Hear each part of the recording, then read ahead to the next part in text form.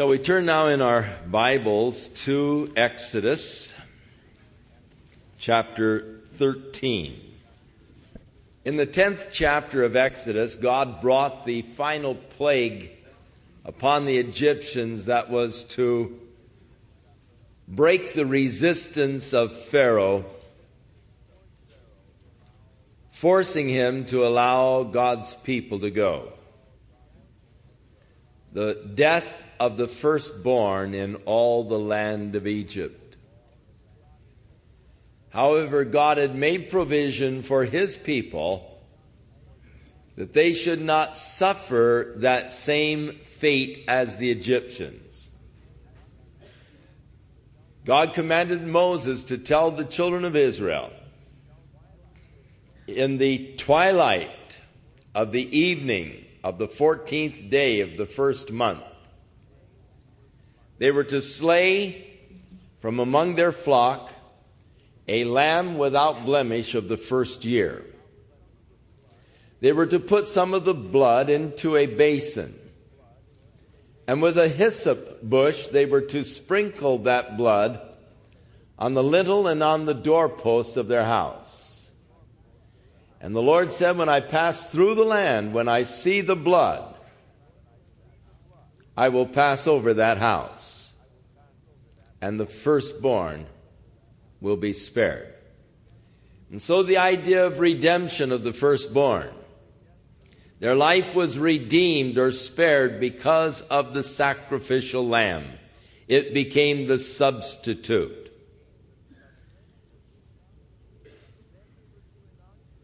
Then they were to inaugurate a yearly feast called the Feast of the Passover, by which they remembered God's delivering them out of Egypt and this final plague that God brought upon the Egyptians. And so in the Passover, there are reminders of the bitterness of their suffering under the hand of the Egyptians, the tears that were spent because of the fierce bondage. But then the memories of God's provision, the sparing of their firstborn by the sacrificial lamb. Jesus took the symbols of the Passover, the memorial of God's deliverance from the bondage of Egypt, and he made them apply to himself and how God has delivered us from the bondage of sin. He took the Passover bread. He broke it. He said, "Take, eat. This is my body, which is broken for you." He took the Passover cup, and he gave it to his disciples, and he said, "This is my blood, a new covenant in my blood, which is shed for the remission of sins. And now as often as you eat this bread and drink this cup, you will show the Lord's death till he comes. Do this in remembrance of me."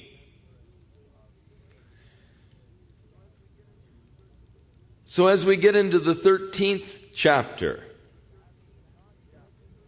having inaugurated or established this Passover that was to be observed by the people on an annual basis, the Lord then spoke to Moses, saying, "Sanctify to me all the firstborn, whatever opens the womb among the children of Israel, both of man and animals, it is mine." Now they were able to redeem their children by the death of the lamb. But God said, "The firstborn male that opens the womb, it is mine. Set them apart for me." Because God had spared the firstborn, God now claims the firstborn as his own.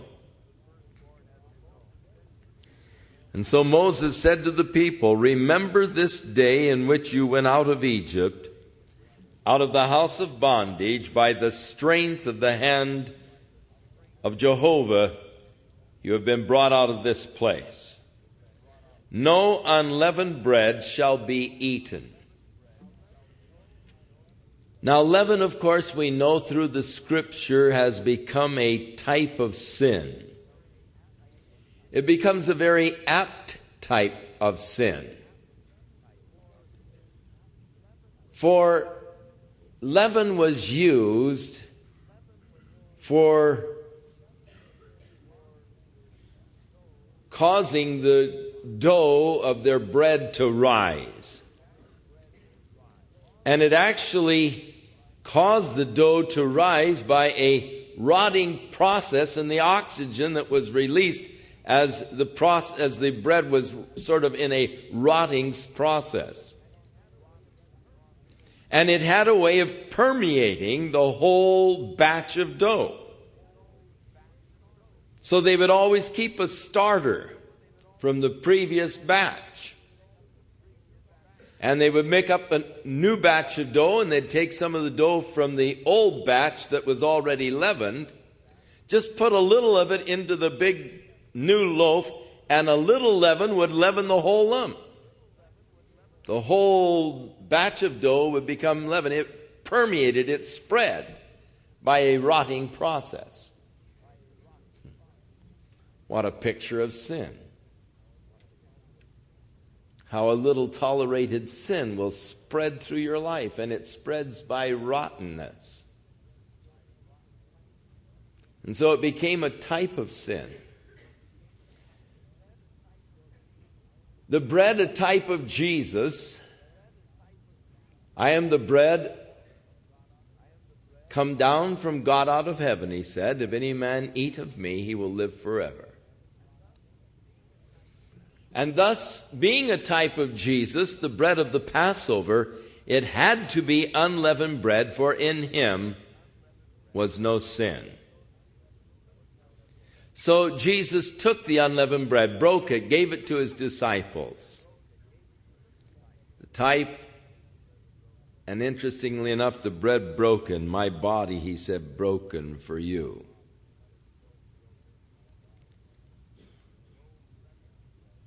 So no leavened bread is to be eaten during this feast period. And on this day, you are going out in the month of Abib, which is equivalent roughly to our month of April, and it is the first month of the religious Jewish calendar. Now, they have two New Years.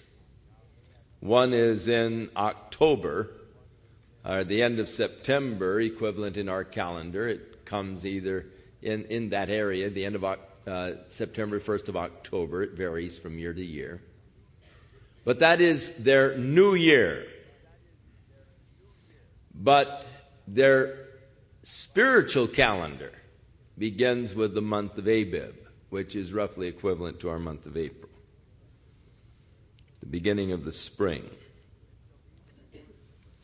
And it shall be when the Lord brings you into the land of the Canaanites, the Hittites, the Amorites, Hivites, Jebusites, the land that he swore to your fathers that he would give to you, a land that is flowing with milk and honey, that you shall keep this service, this Passover, in this month, the month of Abib.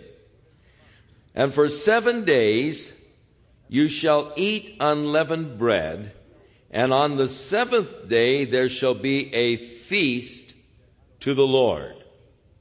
Unleavened bread shall be eaten for 7 days, and no leavened bread shall be seen among you, nor shall leaven be seen among you in all your quarters. And so that is why even to the present day, in the typical Jewish Passover celebration in their homes, they have this little ceremony, really, where the children go all through the house searching for any leaven that might be in the house. And of course, they always leave some leaven hidden somewhere so that the children can find it and bring it out. And of course, the child that finds the leaven becomes sort of the hero, for the day he discovered this leaven in the house. And so the purging of the leaven out of their houses before they eat of the Passover.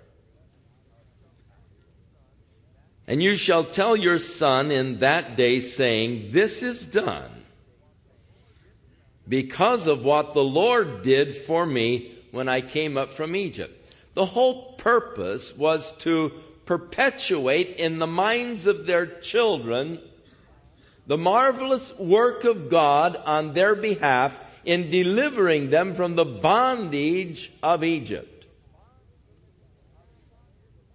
so that they can pass on this heritage to their children. The children naturally questioning, what makes this day different from all other days? And their response to them of telling of God's deliverance of their fathers from bondage. And you shall therefore keep this ordinance in its season from year to year. And it shall be, and we come back now to the law of the firstborn, when the Lord brings you into the land of the Canaanites, as he swore to you and your fathers, and gives it to you, that you shall set apart to the Lord all that open the womb, that is, every firstling that comes from the animal which you have. The males shall be the Lord. So, from the animals to their own children. If a male would open the womb, if it would be the firstborn, it was to be dedicated, sanctified to the Lord. Now, unclean animals such as donkeys. God doesn't want a donkey, so you have to redeem the donkey with a lamb. If you want to keep that donkey, if you have a male donkey that opens the womb, you want to keep it, then you've got to sacrifice a lamb for that donkey. If you don't want to sacrifice the lamb for the donkey, then you're to break the donkey's neck. You're to kill it. It's God's. You have no right to it. And so God is making a claim upon the firstborn, even as God makes a claim upon the first fruits. The first belongs to God. Oh, that we would keep that priority. We've come to the place where God so often gets the leftovers, providing there are any. And if there are none, then, well, that's too bad. God, maybe next time. But God requires the first, the firstborn, and the first fruits. And so it shall be, again, the idea of the developing of the questioning of the mind of the child so that there would be the opportunity to share. So it shall be when your son asks you in time to come saying, what is this that you're doing? That you shall say to him, by strength of hand, Jehovah brought us out of Egypt, out of the house of bondage. And it came to pass when Pharaoh was stubborn about letting us go, that the Lord killed the firstborn in the land of Egypt, both the firstborn of man and of the animals. Therefore, I sacrifice to the Lord all males that open the womb, but all the firstborn of my sons I redeem. So he redeems the son by sacrificing a lamb for the son. And it shall be as a sign on your hand and as the frontlets between your eyes, for by the strength of the hand of the Lord we have been brought out of Egypt. And so this is to, again, give opportunity to share with their children that marvelous work that God has done. And in reality, God may have done a great work in our lives, but we've got to somehow communicate that work to our children in such a way that they too will know the power of God. So many times there is that failure to pass on into the next generation that work of God. And we see tragically that great men of God who were once used by God in powerful ways, we see their descendants, their children or their grandchildren, great-grandchildren living very sinful and destructive lives. Somehow there was a failure to communicate into the next generation, but we've got to be careful to do that. I realized the other day, it just suddenly sort of hit me. We have a whole new generation of kids coming up. You know, we've been here now for 20 years. And back in the late 60s, early 70s, when I had the Monday night class with the young people, we sort of emphasized the subject of prophecy because that was something the young people were always interested in. And we had hundreds of young people coming on Monday nights, thousands actually, and many receiving the Lord. And it was an exciting time as we were relating to them the truth of God's Word and the prophetic aspects of God's Word. But I realize that we now have a generation of young people in the church that I haven't really sat down and taught the book of Revelation or the book of Daniel or the prophetic truths to them, and they really don't know about the rapture, the coming again of Jesus Christ, about the Antichrist and these things. And God has impressed my heart. Come early spring, I want to start the Monday night studies again with the kids, sitting here and sharing with them the book of Revelation and Daniel and Joel and other books of prophecy, Zechariah, and just letting them have insight into prophecy. And I look forward to it. When I return from Israel, I'm going to start again a Monday night studies with the kids, just sitting around here on the platform and on the floor as we just sort of share God's truths with them, passing it on to our next generation. You see, those kids that I was sharing with now, it's their kids I'm going to be sharing with as they're coming along. And it's important that we perpetuate it from generation to generation.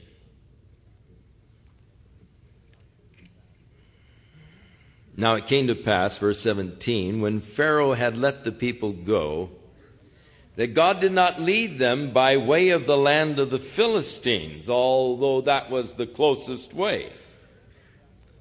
For God said, lest perhaps the people change their minds when they see war, and they return to Egypt. Now, along the coast, the Egyptians had garrison troops positioned along the coast.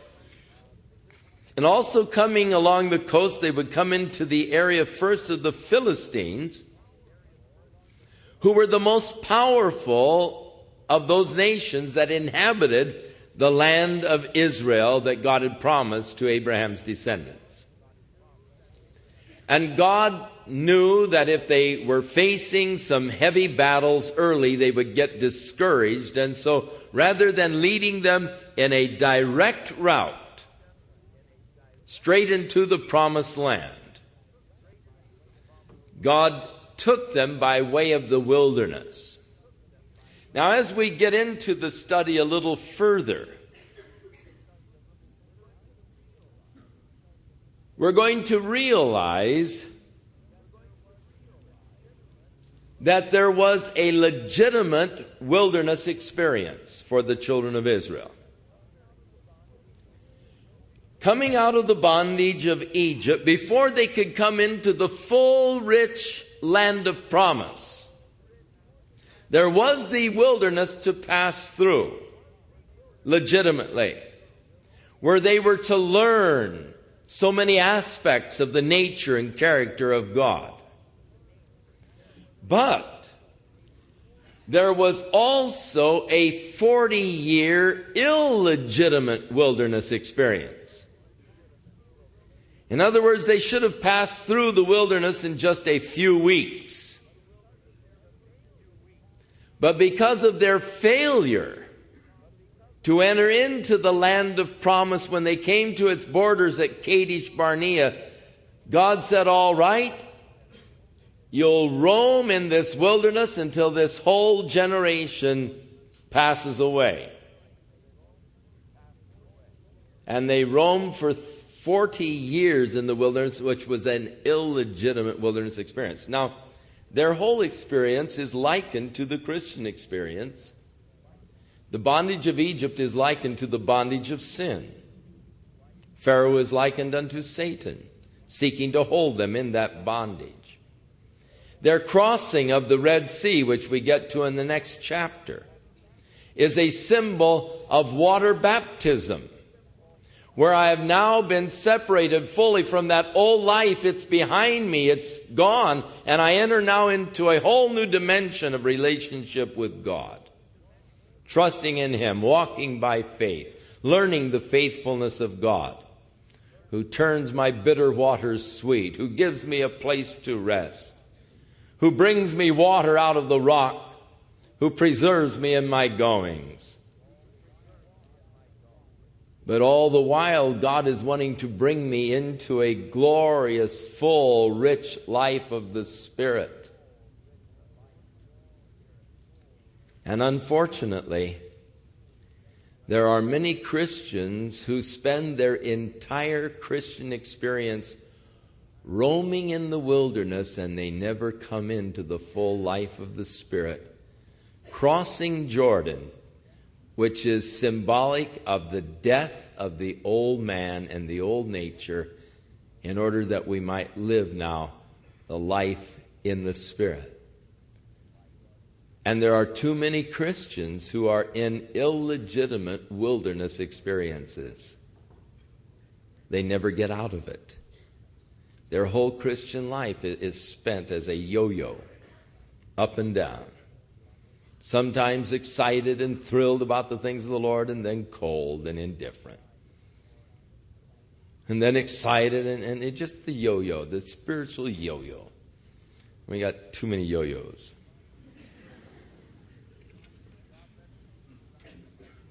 So God led the people around by the way of the wilderness of the Red Sea.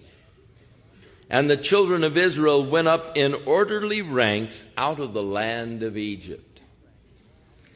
And Moses took the bones of Joseph with him, for he had placed the children of Israel under a solemn oath, saying, God will surely visit you, and you shall carry up my bones from here with you. And so they took the mummy of Joseph. Now, in the last chapter of Exodus, the 50th chapter, as Joseph was dying, he made his sons to swear to him that when God finally delivers you out of this place, take my bones with you and bury them with my fathers. I don't want my permanent burial to be here. This is now almost 400 years later. Their total sojourn in Egypt was 430 years. So a little less than 400 years later, they are fulfilling that covenant that Joseph caused them to swear to. Moses is carrying the bones of Joseph, that they might take them and bury them ultimately in the land of his fathers. So they took their journey from Succoth and camped in Etham at the edge of the wilderness. And the Lord went before them by day in a pillar of cloud to lead the way, and by night in a pillar of fire to give them light, so that they could travel both day and night. Now the cloud was not only to lead them, and when the cloud moved, they moved. When the cloud rested, they rested. But the cloud was a shelter. It was a shade to them. It was to keep them from that burning sun, so they could travel during the day. It's awfully hard to travel in the desert during the day in that hot sun. You dehydrate so quickly. So they could travel during the day. God gave a cloud by day to shield them from the hot rays of the sun. And at night, it was a pillar of fire, so that they could also travel at night, because the whole area would be lit by this pillar of fire. And he did not take away the pillar of the cloud by day or the pillar of fire by night from before the people. It was with them through the whole 40 years that they wandered in the wilderness. It did not leave them until they crossed Jordan and came into the promised land. So God's sign of his presence and of his guiding. Now the Lord spoke to Moses, saying, "Speak to the children of Israel, that they turn and camp before Pi-hahiroth, between Migdol and the sea, opposite of Baal-Zephon. And you shall camp before it by the sea. For Pharaoh will say of the children of Israel, they are bewildered by the land, the wilderness has closed them in." So God is leading the children of Israel into a trap. He's leading them down this valley, turn down the valley, between the two mountain ranges of Pi-hahiroth and Migdol. And this valley leads right on down to the Red Sea. So that by the time you get to the Red Sea, you have the mountain range of Migdol and Pi-hahiroth on either side of you. So the only way you can get out of the valley is to turn around and come back by the way you came. It seems like a foolish mistake. It looks like a tactical blunder. And that's exactly how Pharaoh saw it, as a tactical blunder. He said the land has bewildered them. They've been swallowed up in the wilderness. They don't know where they're going. They've gone right into a trap. All the Pharaoh has to do is move his troops up to the pass that leads into the valley, cut off the pass, and he's captured the whole group. And so God led them deliberately into a trap. He said, "Then I will harden Pharaoh's heart so that he will pursue them. And I will gain honor over Pharaoh and over all of his army, that the Egyptians may know that I am Jehovah." And so they did so. They went into this valley. Now, God's purpose is to bring the Egyptians after them, that God might reveal to the Egyptians that he is Jehovah. When Moses first demanded in the name of Jehovah that Pharaoh let the people go, he said, "Who is Jehovah that I should obey him? I don't know Jehovah, and neither will I let the people go." And God said, "I'm going to show the Egyptians who Jehovah is." Not only is he going to teach the Egyptians a lesson, but there are several lessons that he is going to teach his own people as he delivers them from the trap. Now it was told the king of Egypt that the people had fled, and the heart of Pharaoh and his servants was turned against the people, and they said, "What have we done in letting our slaves all go?" So he made ready his chariot, and he took his people with him. And he also took 600 choice chariots and all the chariots of Egypt, with the captains over every one of them. Now a chariot was equivalent to an army tank. As far as the warfare in those days is concerned and the warfare today is concerned, it was just like a tank as far as a battle weapon. And here were the Israelites, all they had were sticks, walking sticks. And here the Pharaoh comes with his armies and all of these chariots with their swords and shields, and they cut off the pass behind the children of Israel. So the Egyptians pursued them, all the horses and chariots of Pharaoh, his horsemen, his army. They overtook them as they were camping by the sea beside Pi-hahiroth before Baal-zephon. The word Baal is the word for Lord, and Zephon is the word for watching over. It comes from the root of the watching towers, the watchtowers, where they and even today in Israel you will see watchtowers. The people during the planting and harvesting seasons, growing seasons, would move from the cities into their fields, but they would have these watchtowers in their fields. They had a little room in which they would sleep and they would cook and the family would live, but they all had these watchtowers. You can go over there and see them today. And they would get up in the watchtowers to watch their fields to make sure that no one, came in and stole their fruit. And thus the name Zephon comes from this watchtower. The Lord is watching over. That's where you're to park. Before the place where it was named, the Lord is watching over. And it is God's declaration that He's watching over His people, and He sees when they're going through their difficulties. He sees them when they are trapped.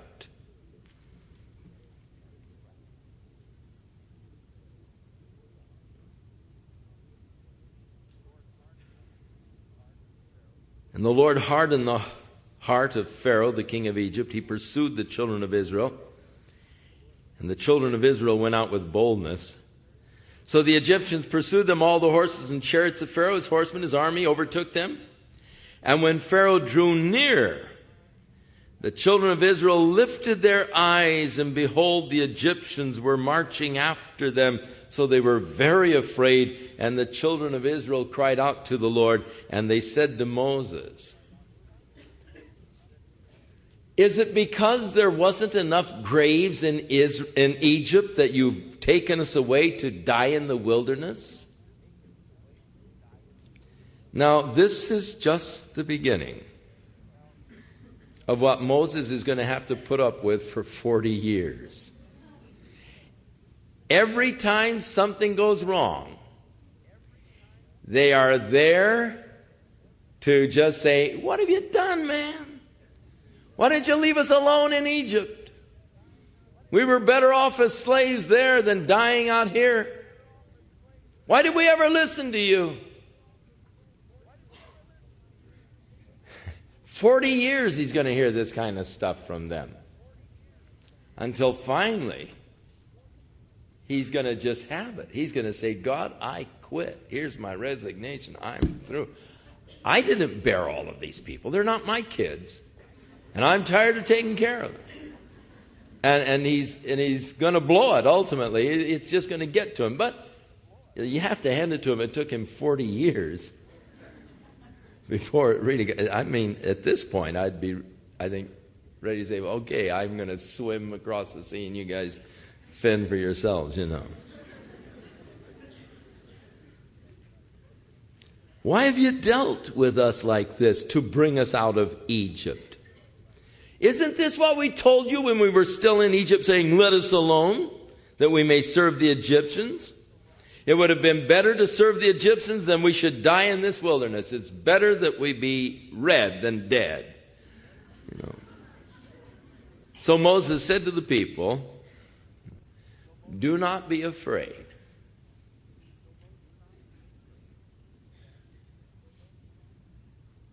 Stand still and see the salvation of the Lord, which he will accomplish for you today. For the Egyptians whom you see today, you shall see again no more forever. Things are not always as they seem. It would appear the children of Israel were in a trap, no place to go. This was the end for them. When in reality, the Egyptians were being drawn into a trap, and it was to be the end for them.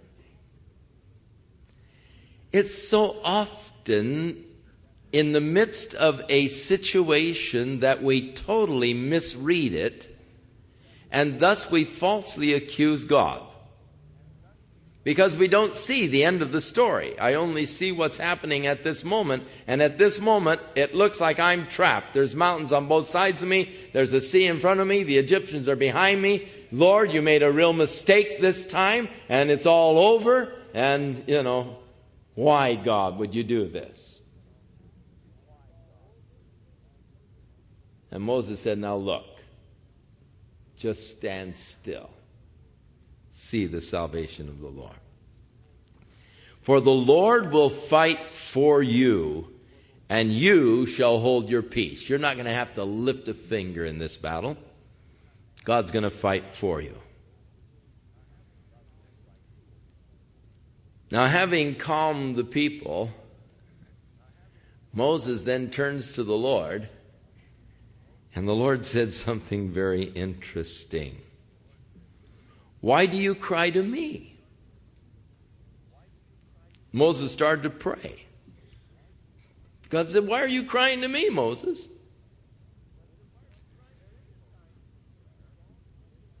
There is a time for prayer, but there is also a time for action. And Moses, it's time to move. Not time to pray now. It's time to get moving. And there always comes that time when it's time to move. We need to precede our moves with prayer. We need to have the guidance of the Lord through prayer. But there comes times when our prayers must take feet. We begin to move. And so the Lord said, why are you crying unto me? Tell the children of Israel to get moving. Lift up your rod and stretch your hand over the sea and divide it, and the children of Israel shall go on dry ground through the middle of the sea. And I will indeed harden the hearts of the Egyptians, and they shall follow them. So I will gain honor over Pharaoh and over all of his army, his chariots and his horsemen, and then the Egyptians shall know that I am Jehovah, when I have gained honor for myself over Pharaoh, his chariots and his horsemen. And the angel of God, now this is an interesting title, and we will find it many times in the Old Testament, and it usually is a reference to none other than Jesus Christ. In the Old Testament, he is known as the angel of Jehovah. The angel of God, who went before the camp of Israel, moved and went behind them. And the pillar of cloud went from before them and stood behind them. Now, God did a very interesting tactical move here. This cloud by which they were sheltered and guided in the daytime, God now took and moved it behind them and settled it down over the Egyptians, so that the Egyptians were lost in a fog, a thick fog. They couldn't see each other. They couldn't see the children of Israel. They couldn't see what was happening outside of that fog bank. Not far distant from them, they could not see the children of Israel passing through the Red Sea on dry ground. But the light, the pillar of fire, lighted the way on the other side so that they could see, and all night long they made their trek through the sea on dry ground up on the other side. But God blinded the Egyptians to what was going on so that they could not immediately pursue them. And so God became the rear guard. And it is interesting that the Scripture speaks of God not only going before us, but always also bringing up the rear. And a lot of times it's just as important as that you protect the rear flanks as you do the front, you know. Someone to watch behind you. And it's great when you're surrounded by the Lord. He goes before you, He comes behind you. He surrounds your life. He leads you in His path. And so it came, the cloud, between the camp of the Egyptians and the camp of Israel, and thus it was a cloud of darkness to the one, and it gave light by night to the other, so that the one did not come near the other all that night. Then Moses stretched out his hand over the sea, and the Lord caused the sea to go back by a strong east wind all that night. And He made the sea into dry land, and the waters were divided. So as He stretched out His hand, God brought a strong east wind, blew all night, opened up a path in the sea. They passed over on dry land. So the children of Israel went into the midst of the sea on dry ground, and the waters were a wall to them on their right hand and on their left. Now, there are those who seek to sort of take away the miraculous from this story, and they try to give natural, plausible explanations. They talk about a sea of reeds only a few feet deep, surging tides and tides pushed by winds, oftentimes pushing back areas where you can actually shallow water cross this particular area of the Sea of Reeds. That doesn't quite explain a wall of water on either side of them. There are always those, though, that seem to think that they need to help God out, you know. Like the little kid who came home from Sunday school. And his mom said, "Well, what did you learn in Sunday school today?" And he said, "Well, we learned about Moses." "Well, what did you learn about Moses?" "Well, he was escaping out of Egypt with the people of Israel, and they were in a trap by the Red Sea, and so the Egyptian armies were pulling up behind him with all their tanks, and so Moses got on his walkie-talkie and called for support. And the Navy landed a bunch of LTSs there and ferried them all across the sea before the Egyptians could get to them." And the mother said, "Are you sure that that's the way you heard the story?" He said, "Well, not really, Mom, but if I told you the way my teacher told me, you'd never believe me,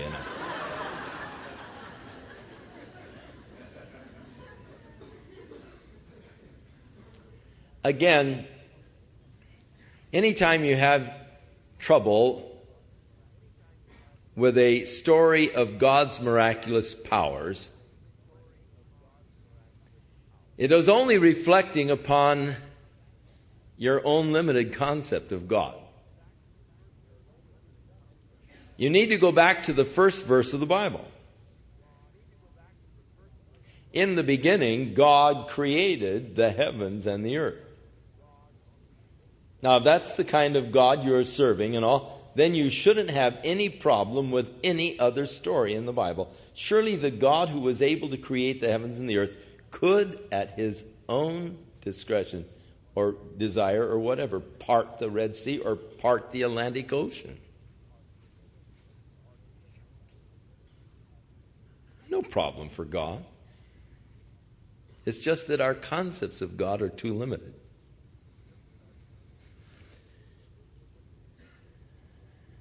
The children of Israel went in the midst of the sea on dry ground. The waters were a wall. And the Egyptians pursued and went after them into the midst of the sea, all of Pharaoh's horses, his chariots, and his horsemen.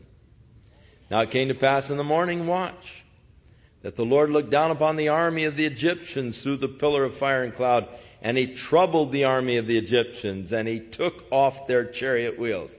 I imagine the Lord just sent a bunch of angels down there to start popping the wheels off of their chariots, so that they drove them with difficulty, and they became sleds. And the Egyptians said, "Let us flee from the face of Israel, for Jehovah fights for them against the Egyptians." And then the Lord said to Moses, "Stretch out your hand over the sea, that the waters may come back upon the Egyptians, on their chariots and on their horsemen." And Moses stretched out his hand over the sea, and when the morning appeared, the sea returned to its full depth, while the Egyptians were fleeing into it. So the Lord overthrew the Egyptians in the midst of the sea. And the waters returned and covered the chariots and the horsemen, and all the army of Pharaoh that came into the sea after them, not so much as one of them remained. Now, if indeed there is a sea of reeds that is only a foot deep or so anyhow, and the water can be driven back by strong east winds or whatever, you still have a miracle to deal with and a problem, because how could God drown the whole Egyptian army in a foot of water? Cover their chariots in just a foot of water. That's a good trick. But the children of Israel have walked on dry land in the midst of the sea, and the waters were a wall to them on their right hand and on their left. So that the Lord saved Israel that day out of the hand of the Egyptians, and Israel saw the Egyptians dead on the seashore. And thus Israel saw the great work which the Lord had done in Egypt. So the people feared the Lord and believed the Lord and his servant Moses. Made believers out of them when they saw the power of God, and they had confidence then in Moses. You say, "Oh, great for Moses. He's now not going to have any more problems." Oh, just wait. You know, the next little issue, here they are again. How fickle people are, you know. Things are going great. Oh, praise the Lord. Bless God. Oh, what a marvelous leader. And then things go, "Oh, why have you done this?" You know, and should have died in Egypt. You know, better off there. So we are. So Moses and the children of Israel sang this song to the Lord. "I will sing to the Lord, for he has triumphed gloriously. The horse and its rider he has thrown into the sea.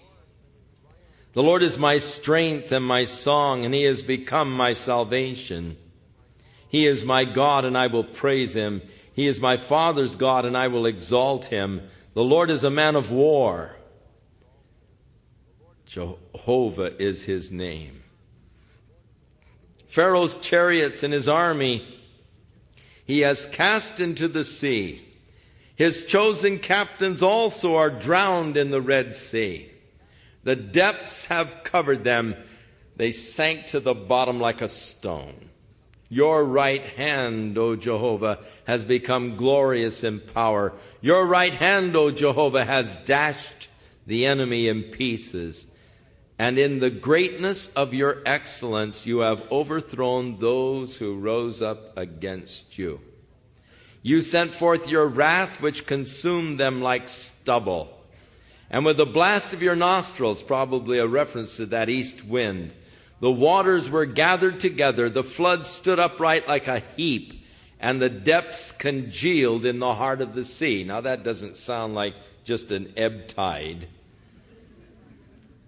"The enemy said, I will pursue, I will overtake, I will divide the spoil. My desire shall be satisfied on them. I will draw my sword. My hand shall destroy them. And you blew with your wind, the west wind, and the sea covered them, and they sank like lead in the mighty waters. Who is like you, O Jehovah, among the gods? Who is like you, glorious in holiness, fearful in praises, doing wonders? You stretched out your right hand, the earth swallowed them. You in your mercy have led forth the people whom you have redeemed. You've guided them in your strength to your holy habitation." Recognizing the hand of God now leading them into this land that God has chosen for his people. The people will hear and be afraid. Sorrow will take hold of the inhabitants of Palestina. And the chiefs of Edom will be dismayed. And the mighty men of Moab, trembling, will take hold of them. And all of the inhabitants of Canaan will melt away. Fear and dread will fall on them by the greatness of your arm. And they will be as still as a stone till your people pass over, O Lord, till your people pass over whom you have purchased. You will bring them in and plant them in the mountain of your inheritance, in the place, O Lord, which you have made for your own dwelling, the sanctuary, O Lord, which your hands have established. Again, the reference to the land. Place of God's dwelling, place for his sanctuary. The Lord shall reign forever and ever. So it's a grand and gala celebration as they see the hand of God delivering them from the trap and destroying their enemies. Cause for singing, cause for rejoicing.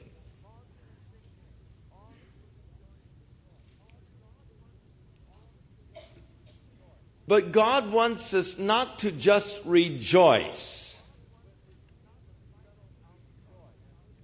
when we see the final outcome and his victory. But he wants us to rejoice in the midst of tribulations. Jesus speaks about rejoicing when you are persecuted. When men say all manner of evil against you falsely. For my name's sake, rejoice. Count it all joy when you fall into various types of trials and tribulations. You remember Paul and Silas when in Philippi they were beaten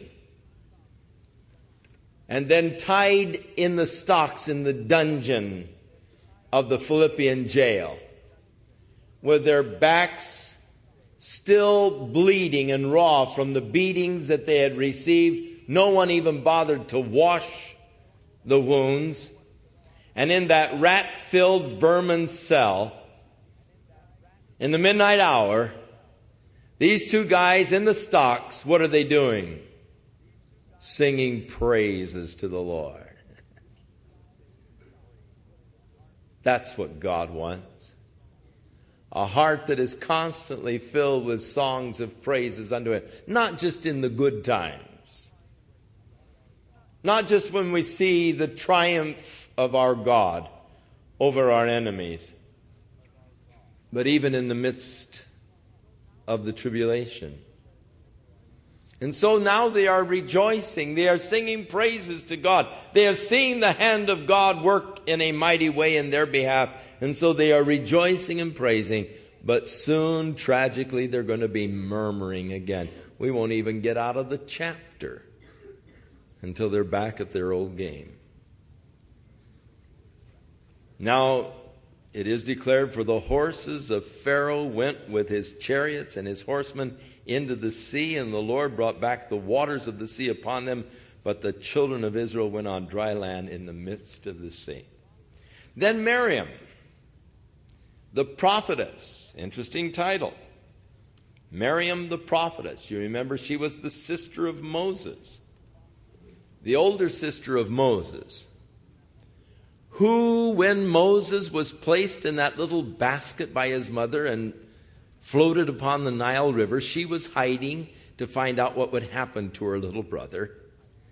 And when she saw Pharaoh's daughter fetching the basket out of the water and looking at the beautiful little baby boy, she came running up and said, "Would you like me to get a nurse from among the Hebrews to take care of that little child for you?" She was a sharp, clever little gal.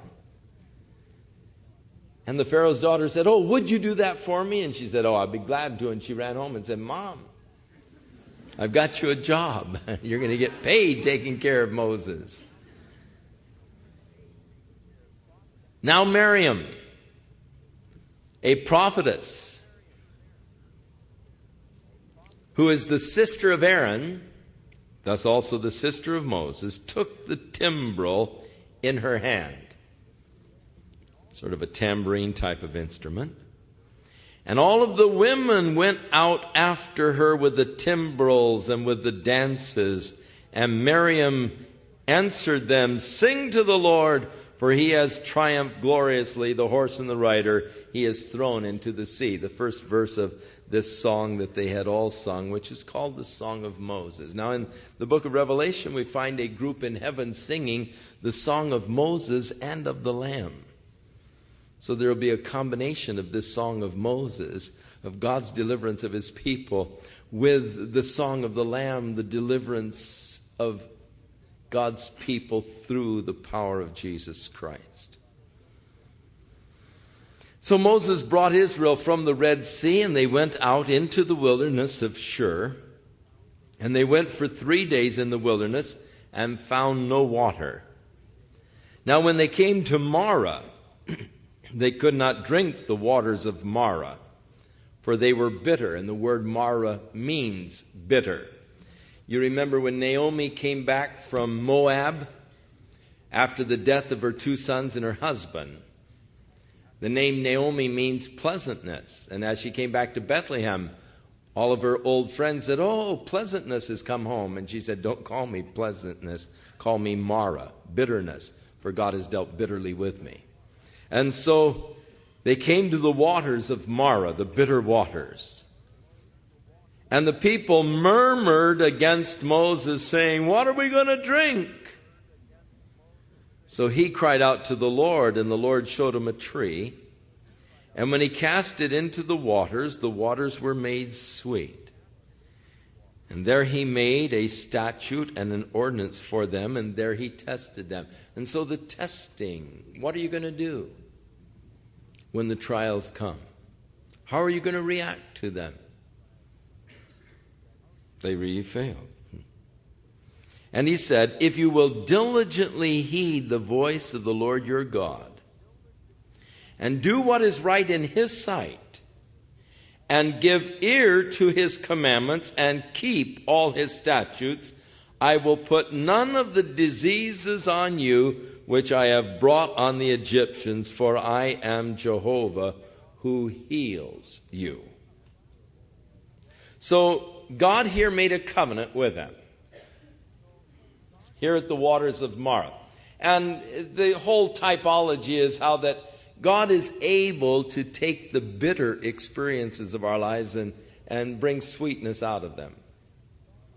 And we often find that some of those most bitter experiences of our life become sweet because there is where we really meet with God. And God establishes his covenant with our hearts. And how God can sweeten up the bitter experiences of life. Now, this covenant that God made is an interesting covenant because we notice, first of all, that it's a provisional covenant. Provided they will keep the statutes and the commandments and the ordinances that God gives to them. Then God said that he would keep them healthy. Now, herein is a hint which we will find will come to pass as later on God begins to give to them the law, the statutes, and the ordinances. We will find that much of the law that God gives to them is sanitary laws. They are dietary laws. And as we look at these laws that God gave to them, we understand the value of the washings that God required in the laws.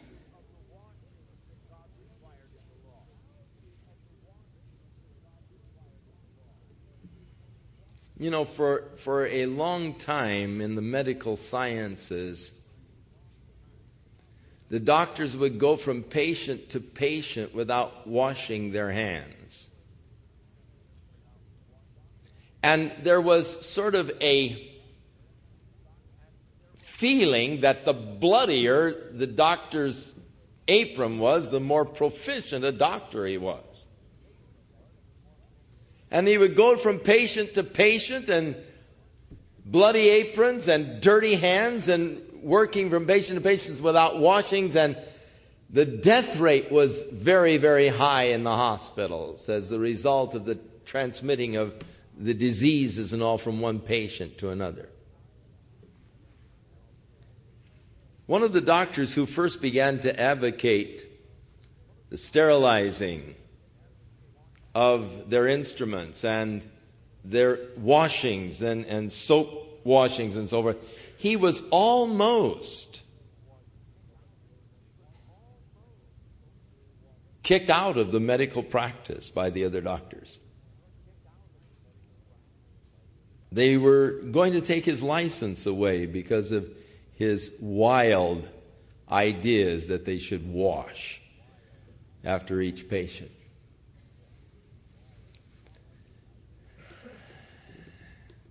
Following actually what God said they should do. And as we get into the law, and after they touch unclean things, they were to wash, we find out that God had a real reason for that, and it was healthy. As we get into the dietary laws, the animals that they were allowed to eat and the animals that they were forbidden to eat, we find that those forbidden animals carry various viruses and germs that are harmful to the human body. The prohibition of pork. We have found there's a certain worm that unless the pork is thoroughly cooked, it can infect your body. And so there was a reason why God allowed them to eat certain animals and forbid other animals. We'll get into that when we get into the dietary law. But God said, now look, if you'll keep my laws, then none of the plagues that came on the Egyptians will come on you. They're healthy. They're good for you. They're for good health. And David said, blessed is the man who meditates in the law of God day and night. He'll be like a tree planted by the river of water, bringing forth his fruit in his season. His leaf also shall not wither. That is, he'll come to an old age, a healthy old man. Why? Because he kept the law of the Lord. There are laws for good health, as well as spiritual laws. And then God declares, for I am Jehovah Rapha, the Lord who heals. The Lord who heals you. And so God declaring himself to his people as the God who keeps them healthy. But it comes provisionally. You've got to keep the law that I have given, the statutes and the commandments. You do your part, I'll do my part. I'll keep you healthy. So they then came to Elim, which means oaks. And I don't know why they called it Elim, because there were 70 palm trees there. There were 12 wells of water, an oasis in the desert, 70 palm trees, and so they camped there by the waters. Now, next week we'll move on to the manna and to their continued journey into the wilderness. May the Lord be with you, and may the Lord bless you. May the Lord guide you into a deeper, fuller relationship with himself, a place of trusting in God. Trusting in God for everything. Learning to trust him in the dark hours when you can't see any way out. As you learn that God is able to make a way where there is no way. And as God works in your behalf to bring glory to his name. May God use you as his instrument to touch someone else this week. Touching them with love. You know, we were cruising last week on the Caribbean. We had a very interesting experience. One night as I was teaching, I saw a young girl come and stand in the doorway during the whole lesson. And I could see that she was listening intently. She was responding. And after we were through with the lesson that night and we were talking with some of the people, she sort of waited around. And when she had an opportunity, she came up and she said, I really enjoyed what you had to say tonight. She said, for the first time in my life, the Bible really made sense. She said, you explained it so clearly. And it was a thrill just to see God's sovereign work of His Spirit working in a young girl's heart, drawing her to Himself. I mean, it was just that, nothing else. God sovereignly working to draw that young girl to herself. She said, I'm an entertainer here on the ship. And we're not doing our show tonight, and there was supposed to be a movie here, so I came down to see the movie, and instead you were here and I listened. But she said, I was really impressed. And she started asking questions. And that evening, she accepted Jesus Christ into her life. The next evening, she was entertaining, and so she came and stood for about half of the lesson, standing in the door, all dressed for her performance. The next day, she was there for the whole class, began to join into the fellowship.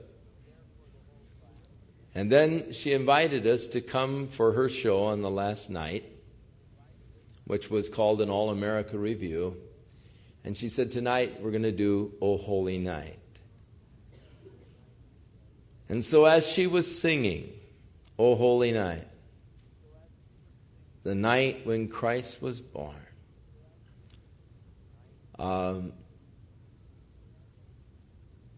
you could see that it was coming from her heart. In fact, she looked up at us at one point with just a knowing smile of, hey, it's wonderful.